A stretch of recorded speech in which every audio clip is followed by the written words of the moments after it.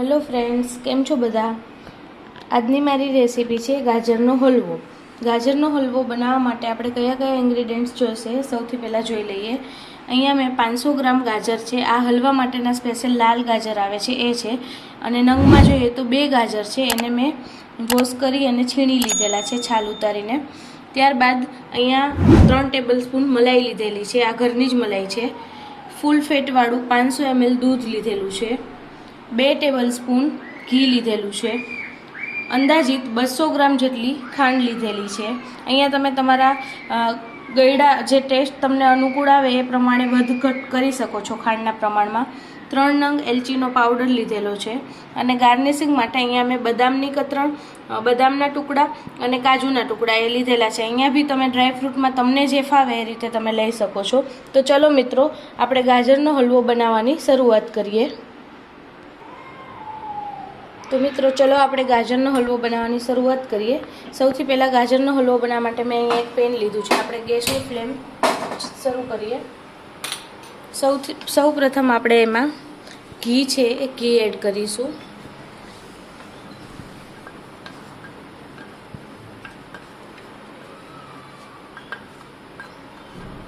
ઘી સારી રીતે મેલ્ટ થઈ જાય અને ઘી સારી રીતે પીગળી જાય ત્યારબાદ આપણે એમાં જે ગાજરની છીણ છે એડ કરીશું।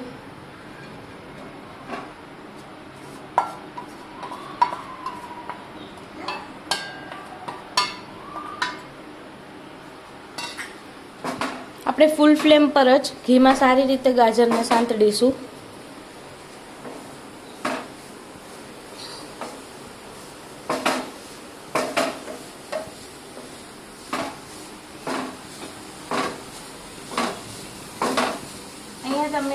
અહીંયા મેં જે હલવા માટેના લાલ ગાજર આવે છે એ લીધેલા છે, જેથી કરીને આપણા હલવાનો કલર પણ સારો આવે અને આપણે એક્સ્ટ્રા કોઈ ફૂડ કલર ઉમેરવો ન પડે। પણ જો તમારે ત્યાં લાલ ગાજર છે અવેલેબલ ન હોય તો અહીંયા તે તમે કોઈ પણ જે સિઝનલ ગાજર આવે છે તે લઈ શકો છો। ફૂલ ફ્લેમ પર આ રીતે આપણે કન્ટિન્યુ હલાવતા રહીશું।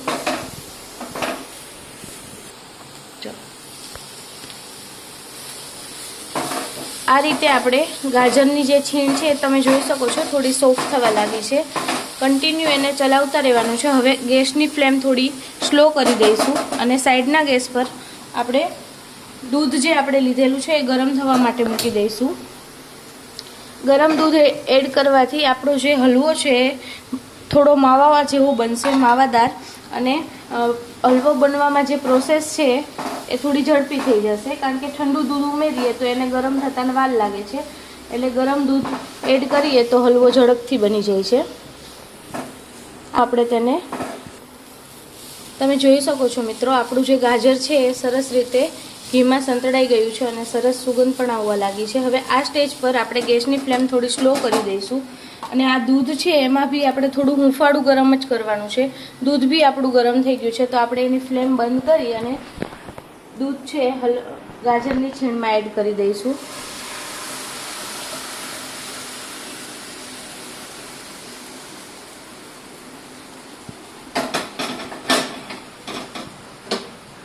હવે ગેસની ફ્લેમ છે ફાસ્ટ કરી દઈશું। ધીમે ધીમે આપણે એને ચલાવી દઈશું। દૂધ અને ગાજરની છીણ છે એને સારી રીતે મિક્સ કરી દઈશું।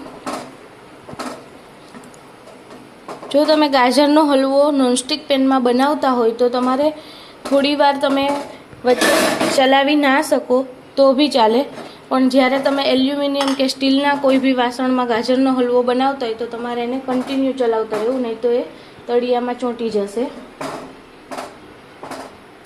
હવે આ સ્ટેજ પર થોડું દૂધ ગરમ થાય છે અને ઉકળે છે ગાજરની જોડે। આ સ્ટેજ પર આપણે એમાં જે મલાઈ લીધેલી છે 3 ટેબલસ્પૂન એ મલાઈ આપણે એડ કરી દઈશું।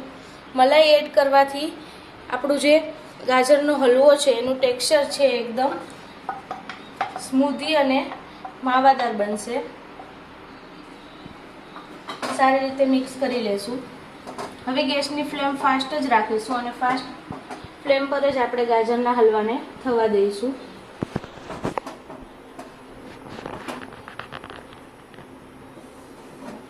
જ્યાં સુધી બધું દૂધ છે એ બળી ન જાય અને ગાજરના હલવામાંથી જ્યાં સુધી ઘી છૂટું ન પડે ત્યાં સુધી આપણે એને ફૂલ ફ્લેમ પર આ રીતે કન્ટિન્યુ ચલાવતા રહીશું. તમે જોઈ શકો છો મિત્રો, આપણે જે દૂધ અને મલાઈ એડ કરી છે એ એકદમ ગાજર જોડે એકરસ થઈ ગઈ છે અને આ રીતે દૂધમાં ઉભરો આવવા માંડે ત્યારે આપણે ગેસની ફ્લેમ થોડી સ્લો કરી અને કન્ટિન્યુ તેને ચલાવતા રહીશું.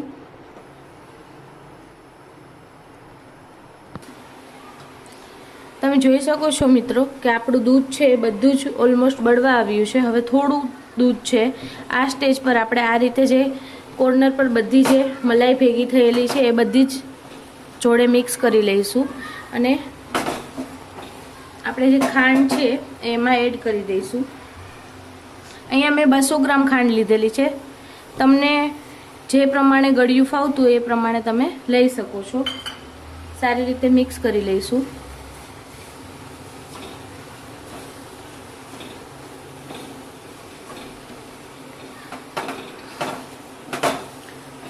તમારે ગાજરના હલવામાં જો માવો એડ કરવો હોય તો તમે માવો પણ એડ કરી શકો છો.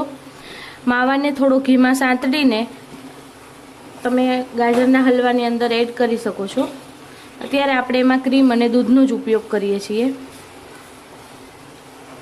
ખાંડનું બધું જ પાણી છે એ છૂટું પડી ગયું છે. હવે આપણે આને આ રીતે હવે ગેસની ફ્લેમ થોડી સ્લો કરી દઈશું અને કન્ટિન્યુ ચલાવતા રહેશું, જેથી આપણો ગાજરનો હલવો છે એ તળિયે બેસે નહીં. તો મિત્રો તમે જોઈ શકો છો આપણું ખાંડનું પાણી છે એ ધીમે ધીમે બળવા લાગ્યું છે. હજુ આપણે એને થોડી વાર થવા દઈશું. તમે એનું ટેક્સચર જોઈ શકો છો કેટલું કણીદાર અને સરસ આપણો હલવો બનીને તૈયાર થશે. આપણે અત્યારે કોઈ આર્ટિફિશિયલ કલર એમાં ફૂડ કલર એડ નહીં કરતા, અત્યારે એમનેમ જ કરીએ છીએ. તો પણ તમે જોઈ શકો છો એનો ગાજરના હલવાનો જે કલર છે એ બહુ જ સરસ રીતે રેડ કલર આવ્યો છે. મિત્રો તમે જોઈ શકો છો આપણું જે ખાંડનું પાણી છે એ ઓલમોસ્ટ બળી ગયું છે. હવે આપણે એને ફૂલ ફ્લેમ પર થોડી વાર આ જ રીતે ચલાવતા રહીશું, જેથી આપણા હલવામાંથી ઘી છૂટું પડી જશે અને હલવો છે એ સરસ બનીને તૈયાર થઈ જશે. હવે ગેસની ફ્લેમ છે આપણે ફૂલ જ રાખવાની છે અને આ રીતે કન્ટિન્યુ ચલાવતા રહેવાનું છે. હવે આપણે એમાં આ જે એલચીનો પાવડર હતો, મેં અહીંયા 3 એલચી છે એને વાટીને લીધેલી છે, એ આપણે મિક્સ કરી દઈશું. એને સારી રીતે મિક્સ કરી લઈશું. જો તમને એલચીનો ટેસ્ટ પસંદ ન હોય તો તમે સ્કીપ પણ કરી શકો છો. તમે જોઈ શકો છો આપણા ગાજરનો હલવો છે એ પેનને છોડવા લાગ્યો છે અને એમાંથી ઘી પણ છૂટું પડે છે. તો આપણો ગાજરનો હલવો છે એ બનીને તૈયાર થઈ ગયો છે. તમે આને આ રીતે ગરમ ગરમ પણ સર્વ કરી શકો છો અને તમે એને ફ્રીજમાં મૂકીને પણ ખાઈ શકો છો. શિયાળાની સિઝનમાં ગાજરનો હલવો છે એ બહાર ઠંડીની સિઝનમાં 2 કે 3 દિવસ સુધી સારો રહે છે અને ફ્રીજમાં મૂકીને તમે એને 1 અઠવાડિયા સુધી ખાઈ શકો છો. આપણો ગાજરનો હલવો છે એ બનીને તૈયાર થઈ ગયો છે. ગેસની ફ્લેમ બંધ કરી દઈશું. હવે આપણે એમાં ડ્રાયફ્રૂટ એડ કરી દઈશું. ડ્રાયફ્રૂટ અહીંયા તમે તમારી પસંદ પ્રમાણે તમને જે રીતે ફાવે અને જે ફાવતા હોય એ ડ્રાયફ્રૂટ તમે લઈ શકો છો. સારી રીતે મિક્સ કરી દઈશું.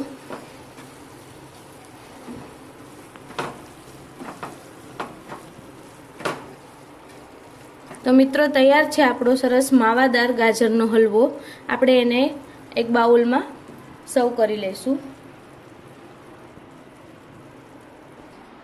તો મિત્રો આપણો ગાજરનો જે હલવો તૈયાર છે, આપણે એને સર્વિંગ બાઉલમાં સર્વ કરી લઈશું.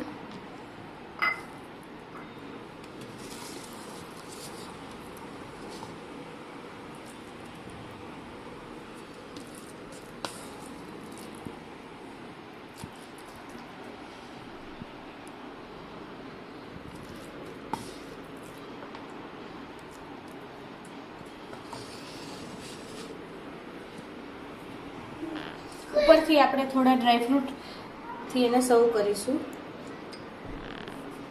તો તૈયાર છે આપણો ગાજરનો હલવો. તમને મારી આજની રેસીપી કેવી લાગી? જો તમને મારી આજની રેસીપી ગમી હોય તો મારી ચેનલને લાઈક કરો, શેર કરો અને સબસ્ક્રાઈબ કરો. Thanks for watching.